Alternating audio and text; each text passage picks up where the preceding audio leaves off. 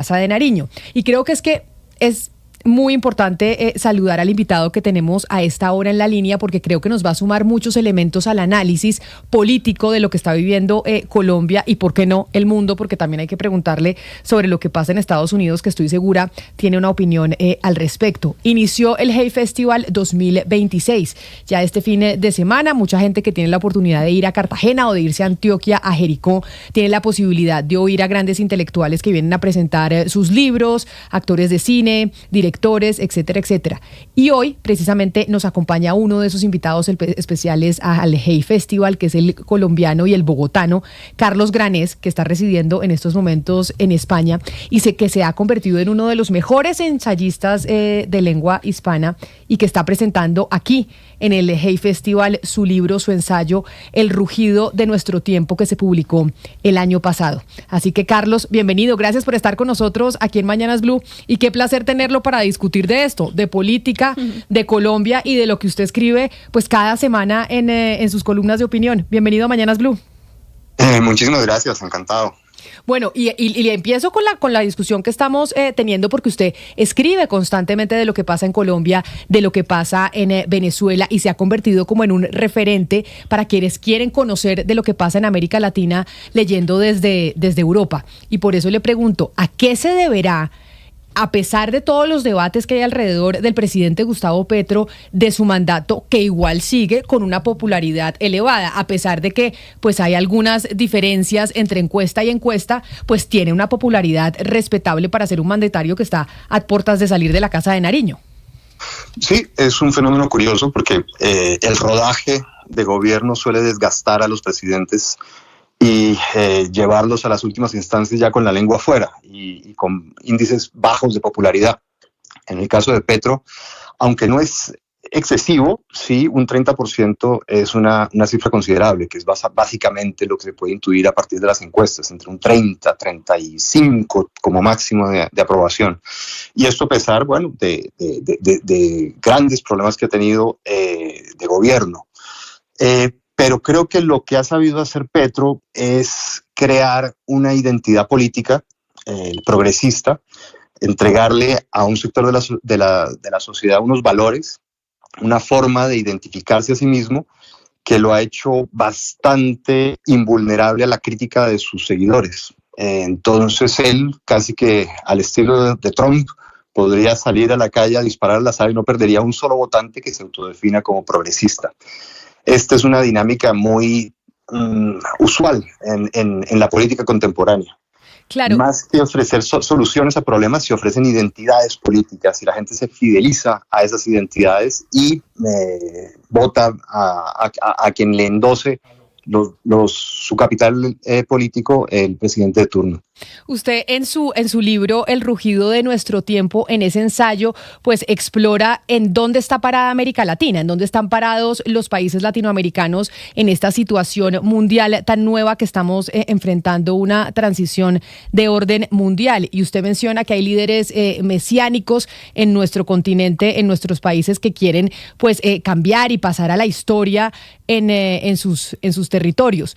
Y con esa óptica que usted plasma en su texto, es que le quiero preguntar, ¿qué cree usted que va a pasar en las elecciones entonces de este 2026? Y parezco como le preguntan a uno en el ascensor siempre que saben que uno es periodista, ¿qué va a pasar? Porque hay unos que dicen, va a ganar la derecha sí o sí, porque el péndulo se va a mover para allá. Otros dicen, no, va a continuar el proyecto del presidente Gustavo Petro. Como usted hace ese análisis en su libro sobre ¿en dónde están parados los países latinoamericanos y los líderes que estamos eligiendo en esta coyuntura? ¿Usted qué cree que va a pasar?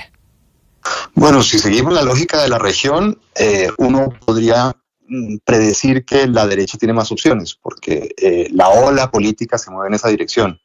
Y también suele haber, o durante los últimos años lo que hemos visto ha sido una tendencia antioficialista, es decir, a castigar al partido en el poder. Esto podría hacernos pensar que Cepeda tiene el viento en contra. Sin embargo, las encuestas están diciendo lo contrario. Las encuestas están diciendo que Colombia podría ser la excepción a este panorama regional. Todavía es incierto, todavía es muy incierto. Lamentablemente, el opositor más claro a Cepeda genera muchas dudas en gran parte del electorado, y eso es una ventaja para Cepeda. Entonces, no me atrevería a vaticinar nada, creo que está muy abierto todavía el panorama. Sí, señor Granés, en los últimos días hemos visto que algunos candidatos están reacios a juntarse con otros, a decir yo con este no me hago, con este grupo no voy a estar en consulta, me salgo de esta consulta. Ha habido diferentes movimientos políticos y usted en su obra hace referencia a esto que desde hace varios años se le llama la cancelación, cómo la cancelación está modelando esta realidad política que estamos viviendo en la actualidad, tanto en Colombia como en los Estados Unidos, por ejemplo. Sí, digamos que hay un afán de pureza, ¿no? De mantener los principios intactos y, como se decía en el colegio, de no entecarse con aquellos que tienen ideas distintas a las mías o posiciones con las que no me siento del todo cómodo. Pero este es un caso dramático. Lo que estamos viendo en el panorama nacional es que nos enfrentamos a la más que probable segunda vuelta con dos opciones extremas. Y la responsabilidad ahora la tienen quienes están en la mitad, desde el centro derecha a la centro izquierda, y si de ahí no sale un solo candidato, creo que tienen la derrota asegurada, y muchos de ellos, el capital político que les queda, pues lo están empeñando y pueden perderlo fácilmente.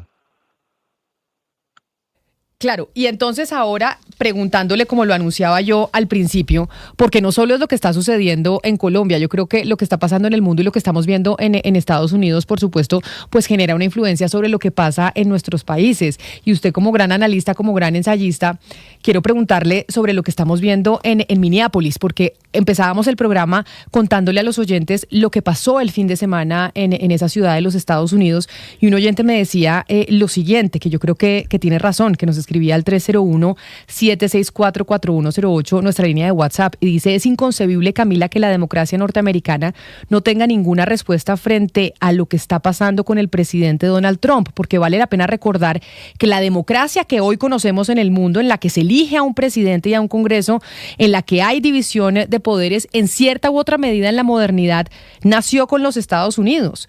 El mundo dejó atrás las monarquías absolutistas y abrazó la democracia representativa, fue por creación de los Estados Unidos. Y hoy estamos viendo que esa gran democracia pues está en peligro y está en riesgo, y lo que está sucediendo en Minneapolis, que era lo que veían los oyentes al principio de esta emisión, es una demostración de eso.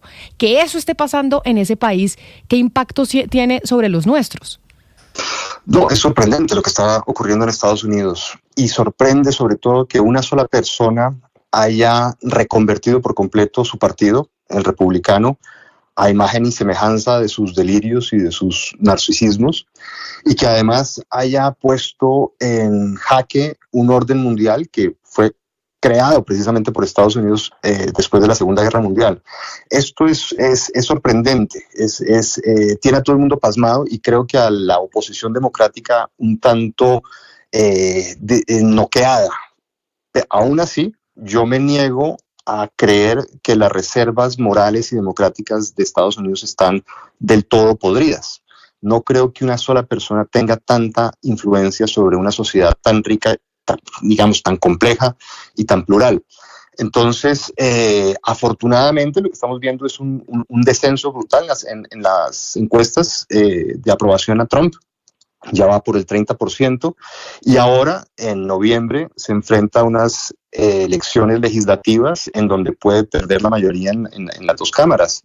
Ahora tiene mayoría, pero no es una mayoría holgada. Ante este descenso de popularidad podría perder el control del Congreso, y ya sin ese apoyo su poder va a empezar a menguar y su actitud va a tener que empezar a cambiar y a moderarse. Europa también está empezando a reaccionar, está empezando a plantarle cara, y ya vemos que su vehemencia con respecto a Groenlandia ha disminuido. Entonces, ante la reacción interna y externa, creo que Trump va a empezar a tener que tener más clara conciencia de la limitación de su poder, y espero que eso ocurra.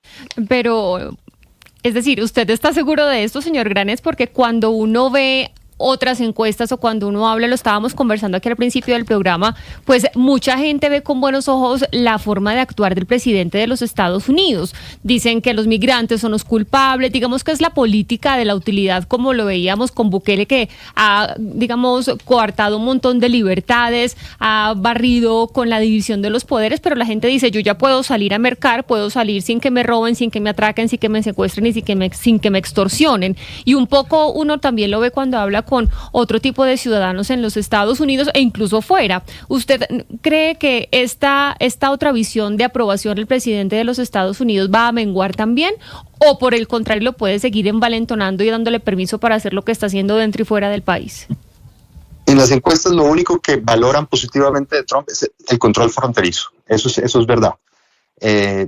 La ciudadanía estadounidense agradece que hubieran puesto algo de orden en el fenómeno migratorio. Pero por lo demás está empezando a rajarse en temas de aprobación.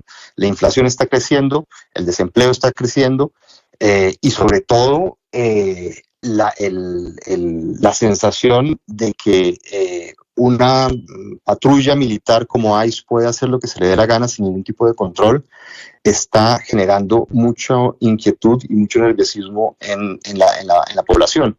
Esto yo creo que sí le puede pasar factura a Trump en las siguientes elecciones. Pero a ver, yo le pregunto, señor Granés, bueno, ¿y el Partido Demócrata qué? ¿Por qué el Partido Demócrata no termina de aprovechar este momento? Y lo que se hace en el análisis es, el Partido Demócrata no tiene una cabeza, no tiene una visión clara hacia dónde ir con miras a las elecciones de medio término y a las elecciones presidenciales. Sí, ese es el gran problema, en efecto. No hay un líder visible, no hay ni siquiera una línea ideológica clara. El Partido Demócrata se fue demasiado hacia las posturas woke y de reivindicación identitarias que fracasaron estrepitosamente y hasta el momento no ha habido un reacomodo ideológico claro que le dé al votante demócrata una visión de lo que es su partido y de lo que puede hacer su partido por el país. Hay figuras ascendentes como el alcalde de Nueva York, pero todavía es crudo su mandato, entonces no se sabe qué va a pasar con él. Ahí es una de las grandes ventajas que tiene Trump, la inasibilidad del Partido Demócrata, la indefinición de ese partido. Señor Granés, hablemos de ciertas palabras que se usan en la política y se repiten, y cuando una palabra pues se repite mucho se va hacia de sentido. Cuando se dice que todo el mundo es nazi, pues si todo el mundo es nazi, nadie es nazi. Y eso pasa con la palabra fascismo, pero resulta que ahora hay algunos analistas respetables como Jonathan Rauch en The Atlantic que dicen sí, esto es fascismo. ¿Usted considera que ya podemos hablar de fascismo en el gobierno Trump? Tienen rasgos autoritarios clarísimos y posiblemente rasgos fascistoides, pero de alguna manera estamos ante un fenómeno nuevo. Yo creo que nos falta un concepto o una categoría más precisa para determinar este fenómeno. No estamos en la Europa de los años 20-30. Estamos en una situación muy distinta. Aunque, por supuesto, lo que sí es equiparable es ese odio al extranjero, ese recelo hacia quien encarna la otredad, la diferencia. Pero bueno, no hay todavía proyectos de exterminio ni nada que se le parezca. Estamos en un periodo, sí, de serio populismo y de serio autoritarismo y de reordenamiento mundial. Gravísimos, pero creo que todavía nos falta una palabra que lo defina con más precisión.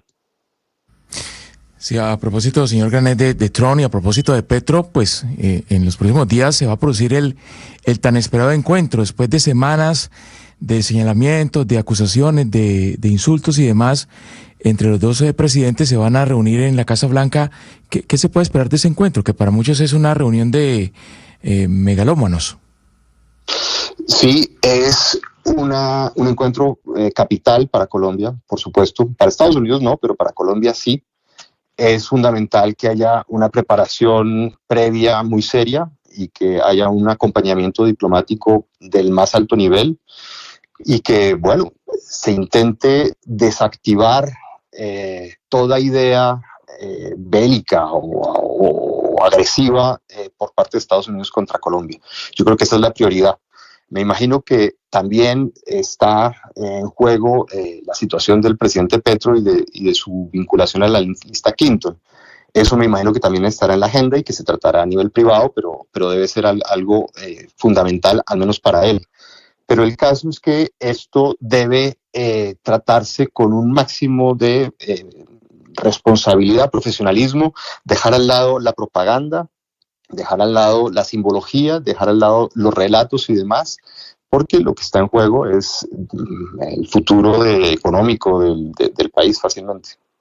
Pues es Carlos Granés, a quien ustedes escuchan en estos momentos, sí, hablando de política colombiana, pero también de política mundial, porque eso es lo que hace en sus columnas en el ABC de Madrid y en The Objective, porque vive en estos momentos en España, pero además a través de sus textos de ensayos, y uno de los que viene a presentar este año en el Hey Festival, El rugido de nuestro tiempo, y que hoy tenemos el privilegio nosotros de hablar con él antes de que estas personas que tienen la posibilidad de ir a Cartagena a escucharlo lo hagan. Así que, Carlos, mil gracias por estar aquí con nosotros y por habernos regalado estos minutos para analizar pues un poco de la política nacional y los impactos de lo que está sucediendo en el norte del continente sobre nuestra región. Un saludo muy especial y mucha suerte en Cartagena.